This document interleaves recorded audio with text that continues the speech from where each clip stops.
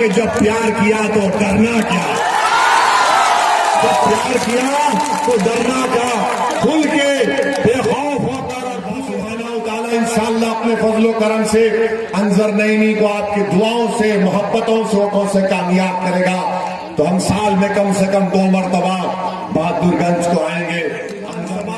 या 2 विधानसभा लड़ने नहीं आए, हमारी लड़ाई इंसाफ की लड़ाई है जो सियासी लड़ाई से ज्यादा है।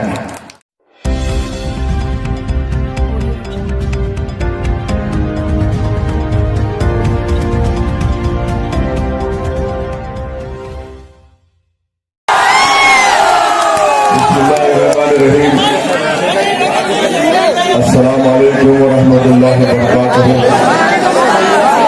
बहादुरगंज के मजलिस इत्तेहादुल मुस्लिमीन के उम्मीदवार और प्रत्याशी जनाब अंजर नईमी साहब, नशीन मंच पर बैठे हुए तमाम कौम और मिल्लत के जिम्मेदारान, उलमाए किराम, मेरे इज्जतदार माँ और बहनों, मेरे गयूर नौजवान साथियों, आप तमाम का बेहद शुक्रिया कि आपने अपना कीमती वक्त निकालकर आज के इस जलसे में शिरकत की। हम आपको सिर्फ ये बताने आए हैं कि इस बिहार के विधानसभा की सीमांचल की सरजमीन पर ये इस इंतखाबात में ये हमारी आखिरी यहाँ पर बहादुरगंज में जलसा है और हमको उम्मीद है कि इंशाअल्लाह ताला आखिरी जलसा होगा इस बिहार के चुनाव के लिए। मगर हम अल्लाह ने चाहा तो बार बार बहादुरगंज की विधानसभा को आते रहेंगे और आपके दरमियान में ठहर कर अपनी बात और आपकी इंसाफ की बात करते रहेंगे। मैं हमारी माँ और बहनों को और बुजुर्गों को ये बात बताने आया हूँ कि 7 तारीख को जब आप तमाम लोग अपने घर से निकलकर वोट डालने जाएंगे और जब आप इंशाअल्लाह ताला अपने वोट का इस्तेमाल करेंगे तो एक बात का जरूर ख्याल रखिए कि उस वक्त न ओवैसी कैंडिडेट है न अंजर नईमी कैंडिडेट है। आप जब वोट डालने जाएंगे तो आप जब वोट डालेंगे तो ये सोचकर डालिए कि क्या मैं उस पार्टी को वोट डालूंगा या डालूंगी जिसने 20 साल तक इस विधानसभा में कोई विकास नहीं किया, या फिर मैं उस पार्टी को वोट डालूंगी या डालूंगा जो ना सिर्फ बहादुरगंज में विकास की बात कर रही है बल्कि वो पूरे सीमांचल के इंसाफ की बात कर रही है। ये फैसला आपको करना है और मुझे यकीन है कि अल्लाह जिसे चाहता है अल्लाह उसी को कामयाब करता है। हम मुद्दा नहीं है, आप मुद्दा है। आपके इस मासूम बच्चों का मुस्तकबिल देखकर आपको वोट डालना है। आप सिर्फ अपना वोट नहीं डाल रहे बल्कि आप अपने बच्चों के मुस्तकबिल के लिए, शिक्षा के लिए, महिलाओं के लिए अस्पताल, हमारे नौजवानों के लिए डिग्री कॉलेज जिसका हमने वादा किया कि अंजर नईमी साहब की कामयाबी के बाद 13 घाट पर इंशाअल्लाह ताला डिग्री कॉलेज खोला जाएगा। इन मुद्दों पर आपको सोचकर अपने वोट का इस्तेमाल करना है। जब आप 7 तारीख को वोट डालने जाएंगे तो ये सोचकर वोट डालिए कि एक गरीब को, बहादुरगंज के गरीब को एक शौचालय या बैतुल खला बनाने के लिए उसको 2000 की रिश्वत देना पड़ती थी। अगर आप वो 2000 की रिश्वत का खात्मा करना चाहते हैं तो अंजर नईमी पतन छाप पर बटन दबाइए। जब आप 7 तारीख को वोट डालने जाएंगे तो आपको याद रखना पड़ेगा कि प्रधानमंत्री आवास योजना में आपको घर हासिल करने के लिए 20,000 की रिश्वत देनी पड़ती थी। आप जब ये सोचेंगे और पतंग छाप पर बटन दबाएंगे तो हम आपसे वादा कर रहे हैं कि रिश्वतखोरी के बाजार को हम खत्म करेंगे इंशाअल्लाह। जब 7 तारीख को आप वोट डालने जाएंगे तो इस बात का ख्याल रखिए। और हम आपसे बता भी रहे हैं कि सुरजापुरी हमारे जो भाई है सेंट्रल गवर्नमेंट के ओबीसी लिस्ट में उनका रिजर्वेशन नहीं हुआ है। हमने आज से 2 साल पहले उस ताल्लुक से नुमाइंदगी भी की थी। हम आपसे वादा कर रहे हैं कि मरकज में दिल्ली में जो ओबीसी सेंट्रल लिस्ट में सुरजापुरियों का भी रिजर्वेशन में नाम शामिल हो, ताकि उनके बच्चों को भी बड़े बड़े कॉलेजेस में और नौकरियों में मौके मिल सके। जब आप 7 तारीख को वोट डालने जाएंगे, इस बात का ख्याल रखिए कि उस पार्टी का साथ मत दीजिए। जब लॉकडाउन हुआ, क्वारंटाइन हुआ और क्वारंटाइन में बहादुरगंज के जो हमारे बच्चे दिल्ली और पंजाब और हरियाणा से वापस आए थे, जो भूख और प्यास में फाका थे, परेशान थे, यहाँ के कांग्रेस के लोग वहां पर नजर नहीं आए। अगर कोई नजर आया तो मजलिस इत्तेहादुल मुस्लिमीन का अख्तरुल ईमान और कमरुल हुदा नजर आए। ये वोट आपको याद करके वोट डालना है। जब 7 तारीख को आप वोट डालने जाएंगे तो याद रखिए कि 20 साल आपने जिस पार्टी को वोट दिया, वो ना कनकी और रथवा के ऊपर पुलिया नहीं बनाया। जिसने कनकी और रथवा के ऊपर पुलिया नहीं बनाया वो आपके वोट का हकदार नहीं है। आप मजलिस के उम्मीदवार पतंग छाप पर वोट डालिए। हम आपसे वादा कर रहे हैं कि ब्रिज बनाएंगे इंशाअल्लाह ताला। 7 तारीख को जब आप वोट डालने जाएंगे तो याद रखिए कि जब बाढ़ आती थी और बाढ़ से हजारों एकड़ जमीन हमारी फसल खराब हो जाती थी, और वो जो कांग्रेस के विधायक थे, बाढ़ आई तो नजर नहीं आए। हम आपसे वादा कर रहे हैं कि आप मजलिस के अंदर नईमी को वोट डालिए पतंग छाप पर। हम तटबंध का काम कराएंगे इंशाअल्लाह ताला। और अगर बाढ़ आती है तो बिहार सरकार का जो रूल है, जो कानून है कि जिस किसी की जमीन में बाढ़ आती है 5 डिसमिल जमीन उसको मिलना या उसका मुआवजा मिलना, वो काम मजलिस इत्तेहादुल मुस्लिमीन अंजर नईमी साहब कराएंगे आपको। मेरे अजीज दोस्तों और बुजुर्गों, एक और बात जिसका हमसे यहां पर कहा गया कि हमारे आजादी की लड़ाई में जो मुजाहिद आजादी थे बहादुरगंज के, अली मस्तान साहब के नाम से बस टर्मिनल बहादुरगंज में बनना चाहिए, बराबर बनना चाहिए। अली मस्तान साहब जैसे बहादुरों की, मुजाहिदीन की कुर्बानियों की वजह से ये देश की आजादी मिली, और हम उनको खराज अकीदत पेश करने के लिए यकीनन उनके नाम से बस टर्मिनल उनके नाम से मौसूल करेंगे इंशाअल्लाह। मेरे अजीज दोस्तों और बुजुर्गों, आप इस बात को याद रखिए कि 7 तारीख के दिन अगर आप मेहनत करेंगे, जुस्तजू करेंगे, कुर्बानी देंगे, तो जिस तरह बिहार के हमारे यादव भाइयों ने आज से 40 साल पहले मेहनत और कुर्बानी की, और उसका नतीजा ये निकला कि बावजूद बिहार में मुस्लिम अकलियत से उनकी आबादी कम है, मगर उनके बुजुर्गों ने 40 साल पहले मेहनत की थी, आबादी में कम है, मगर विधानसभा में मुस्लिम अकलियत से ज्यादा उनके विधायक जीत कर जाते हैं। मैं हमारे बहादुरगंज के बुजुर्गों से गुजारिश कर रहा हूं कि आप एक मर्तबा यहाँ के नौजवानों की सरपरस्ती कर दीजिए, अंजर नईमी की कामयाबी के लिए दुआ कर दीजिए।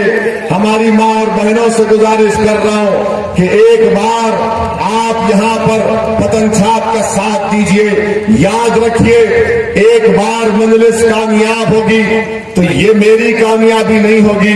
मैं पहले भी कह चुका हूं कि मैं अपनी मकबूलियत के लिए या अपनी अना की तस्कीन के लिए नहीं आया हूं। मैं यहाँ पर इसलिए आया हूं कि बहादुरगंज की जमीन से आपकी एक क़यादत उभरे, आपकी एक लीडरशिप उभरे। जिस तरह बिहार के यादवों ने अपनी लीडरशिप को तैयार किया, कोई मायूब बात नहीं है, कोई डरने की बात नहीं है कि यहां से आपकी एक क़यादत उभरेगी अंजर नईमी के रूप में, जो 50-60 साल तक आपकी खिदमत करते रहेगी।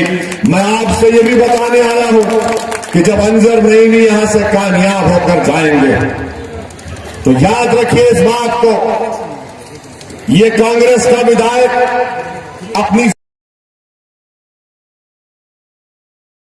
जबान खोलने से पहले दिल्ली की तरफ देखता था कि दिल्ली वाले क्या समझेंगे, दिल्ली वालों से इजाजत लेना पड़ता था, या फिर वो राजद वाले अपनी जबान खोलने से पहले पूछते थे कि पटना में क्या सोचेंगे।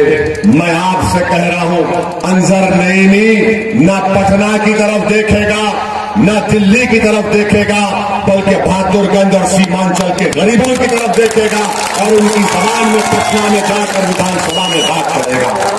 ये मिजाज हमको पैदा करना है कि हमेशा पटना में क्या होगा, पटना में बैठने वाला कोई नाराज तो ना हो जाए, दिल्ली में बैठने वाला कोई परिवार का शख्स नाराज ना हो जाए।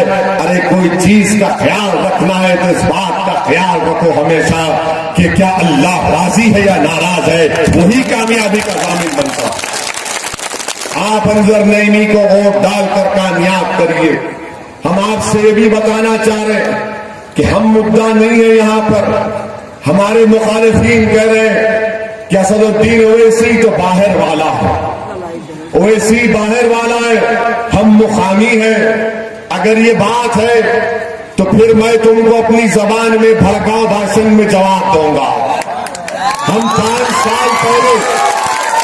5 साल पहले जब बिहार को आकर सीमांचल की इंसाफ की लड़ाई का आगाज किए थे, तो हम 5 साल से सीमांचल जिंदाबाद, सीमांचल की इंसाफ की लड़ाई लड़ रहे हैं। इनकी जबान से सीमांचल नहीं निकलता था, अब बड़ी मुश्किल से खामोशी से दबे अल्फाज में सीमांचल बोलते। हम क्या कह रहे, सीमांचल बोलते हैं, ये सीमांचल खामोशी से, कोई सुन तो ना ले।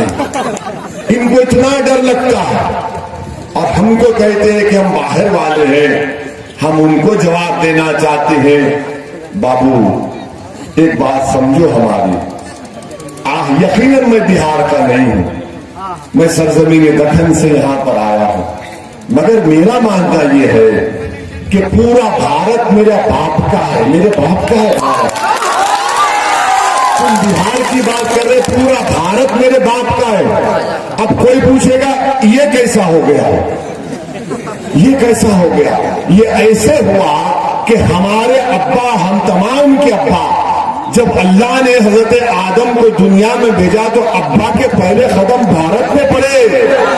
तो ये अब्बा की जमीन हुई। जब अब्बा के कदम पड़ गए तो बाप की जमीन में बेटे को भी हिस्सा मिलता, बेटी को भी मिलता। अब बोलो तुम्हारा बाप कौन है? अब बताओ, पूछो तुम्हारा बाप कौन है? हम बाहर वाले नहीं है, हम जमीन में हमारे अब्बा जब पहला कदम रखे तो यही रखे, तो ये हमारे अब्बा की जमीन हुई है। अब आप बताइए आपके अब्बा क्या है? तो ये हमसे जबान से मुकाबला मत करो। बड़े बड़े आकर हमसे मुकाबला करने की कोशिश किए तो अपनी जबान को कतर लिए दांतों से।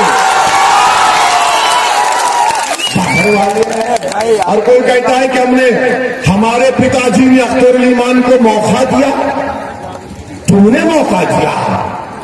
अरे अल्लाह इंसान को मौका देता है, अल्लाह इज्जत देने वाला है, अल्लाह जिल्लत देने वाला है।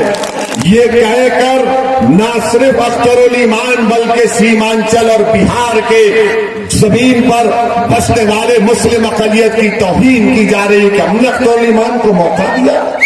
तुमने क्या मौका दिया?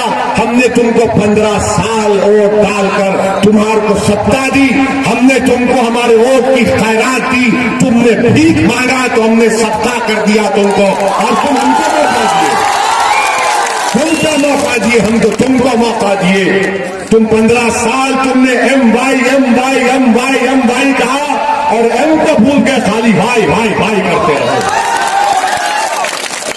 मेरे अजीज दोस्तों और बुजुर्गों, 7 तारीख को जब आप वोट डालने जाएंगे, इस बात का ख्याल रखिए कि CAA NPR NRC के ताल्लुक से कोई कांग्रेस का लीडर जब राहुल गांधी किशनगंज में आए थे, बहादुरगंज से लोग गए थे, आप तो यहां पर माशाअल्लाह हमारी मोहब्बत में हमारा भड़काऊ भाषण सुन आए, आपको सलाम।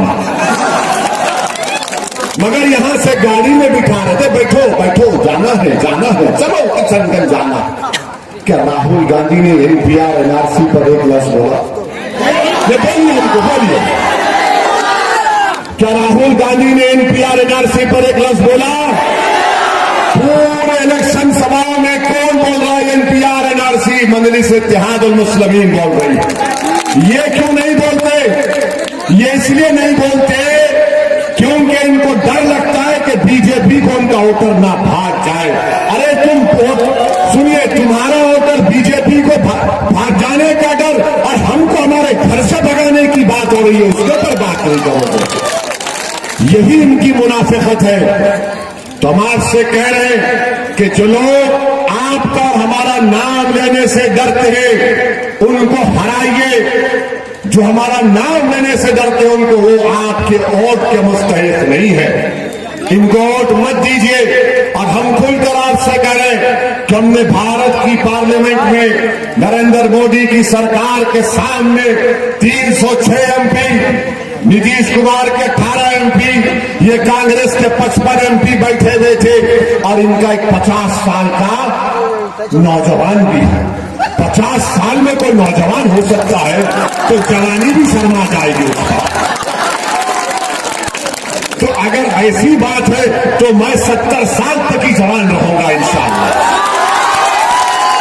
वैसे हमारी जवानी कम नहीं होगी इंशाअल्लाह। दुनिया बदनाम करती है, ये 2 करते, 3 करते, 4 करते, इतने बच्चे पैदा करते। अरे जवान रहना पड़ता उसके लिए, कोई नहीं कर सकता।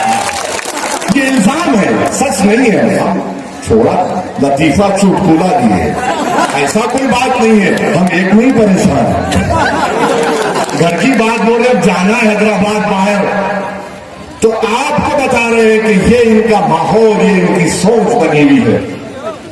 आप अंदाजा लगाइए कि हमने पार्लियामेंट में जो बिल फाड़ दिया, उसके बाद हमने कहा यह कानून भारत के संविधान के खिलाफ है।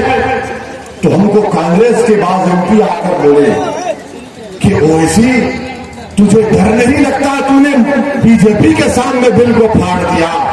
हमने कहा डरना किस बात का, क्या किया उन्होंने? बोले तुमने फाड़ दिया। मतलब क्यों फाड़ना नहीं चाहिए जो संविधान के खिलाफ है? हमने कहा कि महात्मा गांधी ने सफेद फार्म हुकूमत साउथ अफ्रीका जिसको कहते हैं, वहां पर गलत कानून लाए तो गांधी जी ने बिल को फाड़ दिया था। बोले तुम महात्मा गांधी की तरह काम किए। मेरा फिर जिंदगी भर हम क्या काम कर, वही तो काम कर रहे, तुम भी आ जाओ हमारे साथ। तो हम आपसे बता रहे हैं कि आपको 7 तारीख को सुबह सुबह निकलकर अपने के वोट का इस्तेमाल अंजर नईमी साहब के हक में करना। एनपीआर एनआरसी बहुत बड़ा मसला है, याद रखिए। हम डराने के लिए नहीं कह रहे, सच कह रहे हैं। जिस दिन अल्लाह के फजलो करम से कोरोना पूरा मुल्क में खत्म हो जाएगा, हम दोबारा एहतजाज शुरू करेंगे एनआरसी एनपीआर के ऊपर। 30 साल से सीमांचल की सरजमीन पर बसने वालों को, किशनगंज बहादुरगंज की जनता को ये बीजेपी आरएसएस वाले घुसपैठी कह रहे हैं। हम पूछना चाहते हैं, जो लोग हमको घुसपैठी कहते हैं, मैं आपकी तकलीफ समझता हूं। मेरी उम्र जब 13-14 साल की थी तो हैदराबाद में हमारे घर के सामने भीड़ जमा होती थी और भीड़ जमा होकर पुकारती थी कि मुसलमान के दोस्तान कब्रस्तान या पाकिस्तान।